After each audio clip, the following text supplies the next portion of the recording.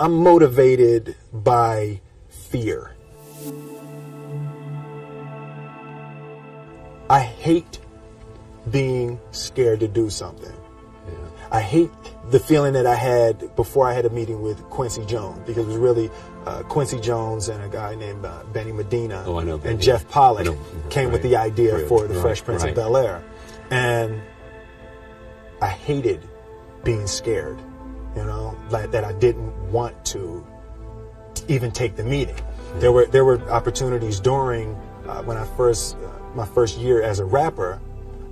Bill Cosby and the people on the Cosby Show had seen my music video and called me to be a character to come and try out for the Cosby Show. And just every time it was set up, for some reason I couldn't make it.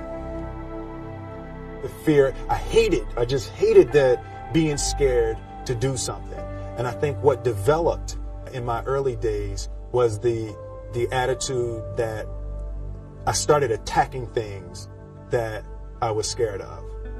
You know, if I was at the Arsenio Hall show, you know, and I remember the first time being at the Arsenio Hall show, and I really felt I felt dwarfed at the Arsenio Hall show. Hollywood was so much bigger than the music that I was making. I felt scared.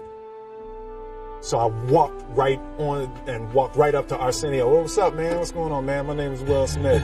You know, I'm gonna be a big dog out here in a minute. You don't know me yet, but I'm gonna be big.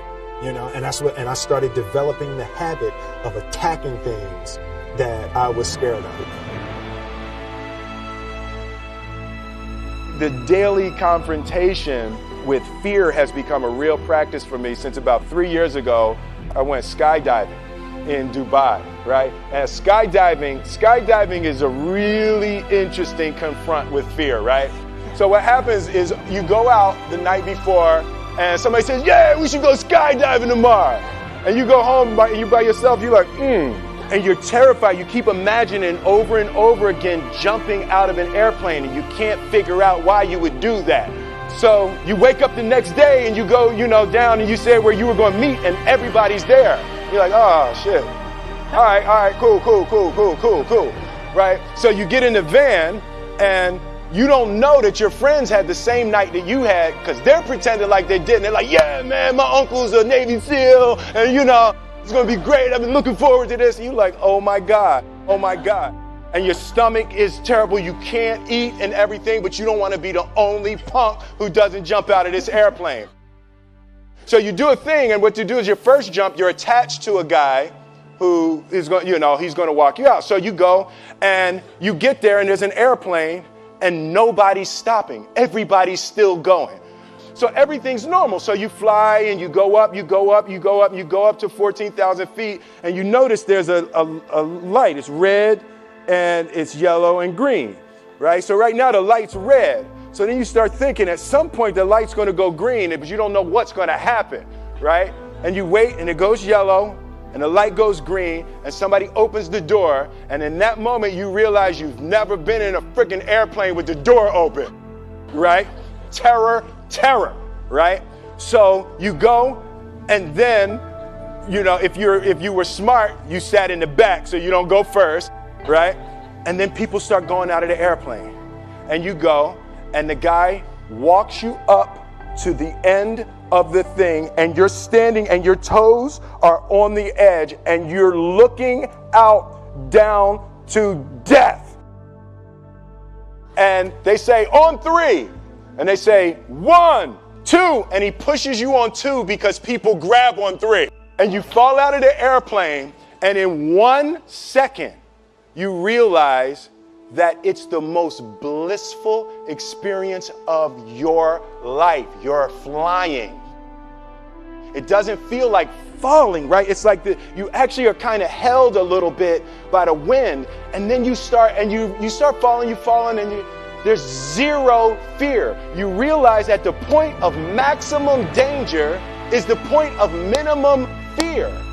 It's bliss. It's bliss. And you're flying and you're doing that. And then 20 seconds, 25 seconds, 40 seconds, and you have enough time to just kind of be like, oh, you can see the ocean. You start doing all of that, and the lesson for me was, why were you scared in your bed the night before? What do you need that fear for? Just don't go. Why are you scared in your bed 16 hours before you jump? Why are you scared in the car? Why could you not enjoy breakfast? What did you need that? The fear is fear of what? You're nowhere even near the airplane. Everything's up to the stepping out. There's actually no reason to be scared. It only just ruins your day. You don't have to jump. And then in that moment, all of a sudden, where you should be terrified is the most blissful experience of your life. And God placed the best things in life on the other side of terror. On the other side of your maximum fear are all of the best things in life. How about this? So I jumped. I had such a mystical, powerful, spiritual experience. I flew home and got my sons, and I went back, and 10 days later, my sons jumped, right? Yeah.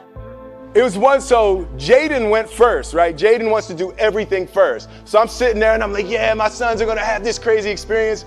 And then Jaden went out of the airplane. And I was like, Then my oldest son, Trey, goes up and he goes out of the airplane. So I told the dude, I was like, listen, I want to see them go out, but I also want to see them land.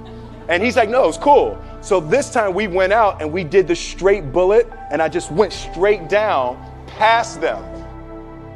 Right, did the bullet straight past, pulled the chute late, landed, and then videoed them coming down. But it was like they had the same thing, the same experience with the fear. But that I'm telling you, the confrontation with fear is an absolute magical way of facing the things we have to do in this life. You know, forget security, live for experience. Right. So with that, every morning when I get out of the bed, you know, I haven't fixed everything in the world yet, so there's always something to do.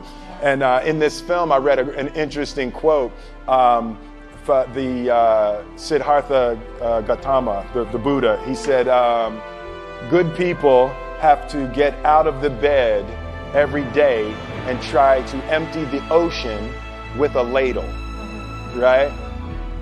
So try to empty the ocean with a soup spoon, you know, as the mentality of how you wake up every day to try to do good in the world. So for me, I'm really driven by continually trying to elevate my mind and elevate my spirit and care for my body, and to be able to love as many people as effectively as possible with this mystery of life that I've been given.